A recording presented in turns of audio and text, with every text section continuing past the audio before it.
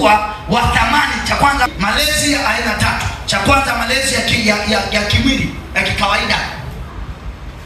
Wamama hapo mnisikie. Lakini pia malezi ya kiroho. Malezi ya kiroho. Wachungaji hawa washirika ni wake za watu, ni waume za watu. Na malezi ya aina tatu ni malezi ya kujilea wewe mwenyewe.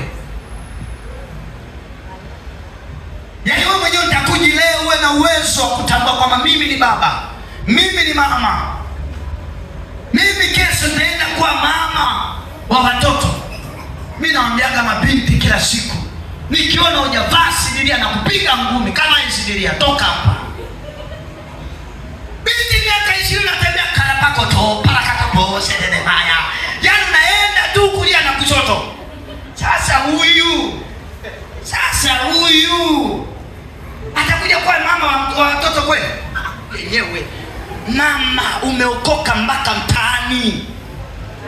Hata usiposema amina, Bwana amenituma nikwambie. Kuna mahali sijafika. Maadili ya mwanamke, kuvaa, kuongea. Haleluya. Wanawake leo kanisani haijulikani huyu ni mama mboga mtaani au ni mama mboga kanisani. Haijulikani. Bwana asifiwe sana. Alafu najiita mama mwinjilisti. Hicho cheo kivue. Mama mwinjilisti anakuwa smart hata kama yuko mtaani.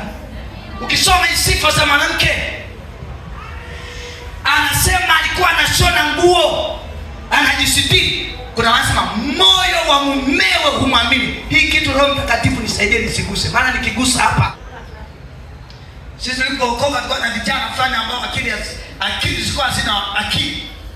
Tulikuwa tunaingia kwenye maombi. Haleluya. Tunaombea baba shika, baba shika, baba shika. Ukichelewa Yesu na Teresa shika. Tunamtaka Yesu na walembo shepu nembo 50 wanapita. Lakini tumefundishwa ukiwa umeokoka shepu siziangalie. Macho yanaona Yesu, tunafanyaje? Shika Yesu, shika. Haleluya. Kuna jamaa mmoja akamwambia Yesu, alikuwa anaitwa Joakim.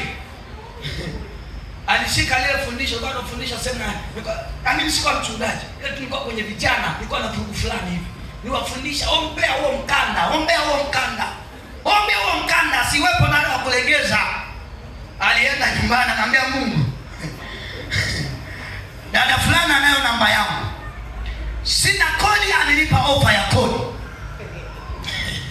Nafanyaje Yesu? Ukweli Yesu sina kodi. Yesu kichelewa mimi nachukua hela napiga mzigo.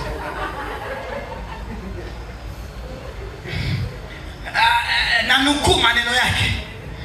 Yesu sipofanya, mimi namwambia tuma kwenye mpesa yangu. Anasema akashitukia ni asubuhi. Maana katika yale maombi anaelezea, nilisikia nguvu imeshuka. Nikajikuta naendelea kuomba, nguvu ikashuka, nikajikuta asubuhi. Baba mwenye nyumba amegonga, amechoka. Asubuhi anaitwa na askofu, akachukue hela ya kodi kanisani. Akasema Mungu ni pendo, apenda watu. Haleluya. Anasema namvua Yesu na mpaki pale na tunapigana. Leo wanawake wanapiga waume zao. Wanapiga kweli kweli. Mimi ni kansela wa ndoa. Sinione hivi. Wewe vipi? Kuna wanaume wanapigwa. Jamaa unaona hii alama? Vipi ulipata yeye sio ajali kijiko? Kabondo na mwiko wa kupikia pa. Kliki imeshatokea. Yote hali ni matokeo ya malezi mabovu ambayo huyu binti hakulelewa kwa. Sasa hapo sinafanyaje? Anyway, sawa, hamna shida. Nimalize tu kwa kusema hivi. Nataka ni mambo 10 nizungumze. Kwa malezi tunayozungumza, ili mwanamke aweze kuwa wa thamani, malezi ya aina tatu. Cha kwanza, malezi ya kimwili, ya kikawaida. Wamama hapo mnisikie. Lakini pia malezi ya kiroho. Malezi ya kiroho. Wachungaji hawa washirika ni wake za watu, ni waume za watu.